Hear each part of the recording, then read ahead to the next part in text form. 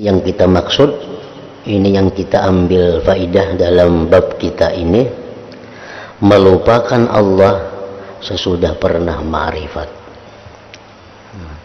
Melupakan Allah sesudah pernah ma'rifat.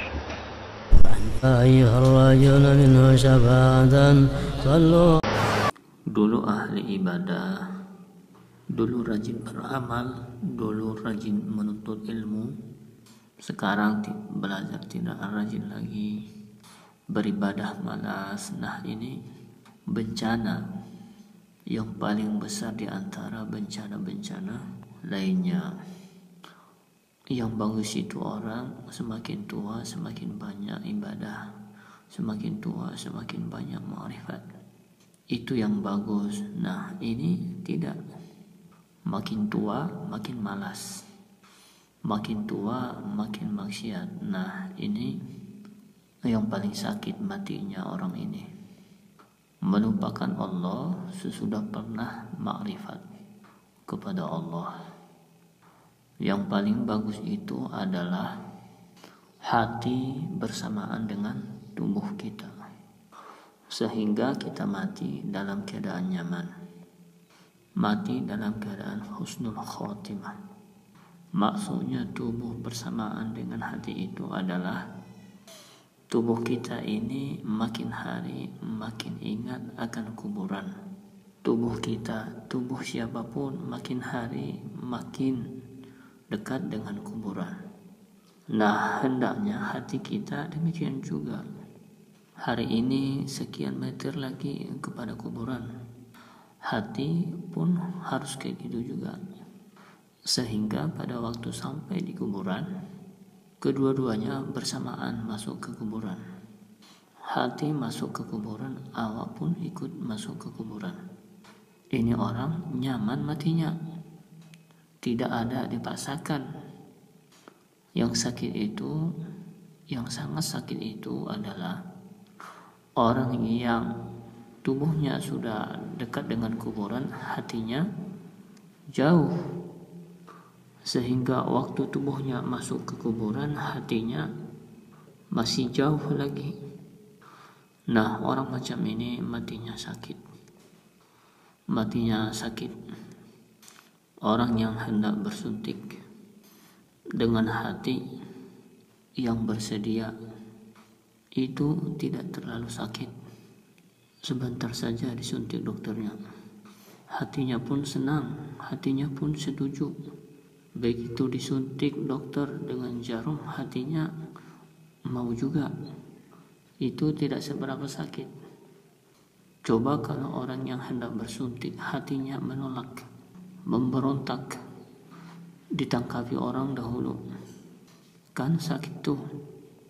Nah, disuntik dokternya sehingga 2 kali sakit. Ditangkapi orang dulu berbiru-biru, baru disuntik orang. Nah, seperti itu juga hendak mati. Hatinya enggak mau mati, tetap berontak. Tapi harus tetap mati juga karena sudah habis umurnya. Loh, ini akibat apa? Karena hatinya tidak sesuai dengan tubuhnya. Hatinya masih 2 kilometer lagi baru sampai kuburan, tapi tubuhnya sudah di kuburan. Nah, itu yang banyak di antara manusia. Mati pasti sakit, mati susah karena hatinya tidak bersedia untuk mati. Melihat harta banyak, kedudukan tinggi, hatinya masih hendak lagi di dalam dunia, tapi umurnya sudah habis, maka dia berontak, gelebak-gelebak hendak mati. Cuman karena tidak bisa bergerak lagi, mau ngapain pun tidak akan bisa lagi. Itu ujar Nabi, Man ahabba lika Allah, ahabba Allah lika'ahu. Man kariha lika Allah, kariha Allah lika'ahu. siapa yang senang bertemu Allah, Allah pun senang bertemu dia. Orang yang tidak setuju bertemu dengan Tuhan, Tuhan pun tidak setuju bertemu dengan dia. Nah, jadi supaya hati kita ini sama dengan tubuh kita, Setiap hari kita mesti menambah ilmu. Setiap hari mesti menambah amal. Karena setiap hari kita semakin dekat dengan kubur. Nah, itu makanya apabila kita waktu muda, waktu sehat, ma'rifat kepada Allah, rajin beribadah, sudah tua malas, sudah tua merengek hambar, itu bencana namanya. Bencana itu melupakan Allah sesudah pernah ma'rifatullah. Ada yang lebih bagus lagi daripada perkataan ahli hikmah ini, yaitu ucapan seorang penyair. لكل شيء إذا فارقته عوض وليس لله إن فارقت من عوض. Artinya, segala sesuatu itu apabila engkau tinggalkan, ada gantinya. Ada gantinya. Tetapi kalau engkau meninggalkan Allah, maka tidak akan ada gantinya. Kalaulah hari ini kita tidak lolos, masih ada harapan besok. Tahun ini mendaftar pegawai negeri tidak lolos, tahun depan masih ada kesempatan untuk lolos. Ada gantinya. Tetapi kalau hari ini kita kelumputan ibadah, nah itu tidak ada gantinya. Tidak ada gantinya. Besok bisa diganti, besok tidak akan bisa diganti ibadah yang lain pula. Esok ibadah yang lain lagi. Karena setiap hari itu ada ibadah baru. Karena setiap hari ada tugas baru. Setiap kali kita kelumputan dunia, ada harapan dapat ada gantinya, bahkan bisa lebih besar gantinya.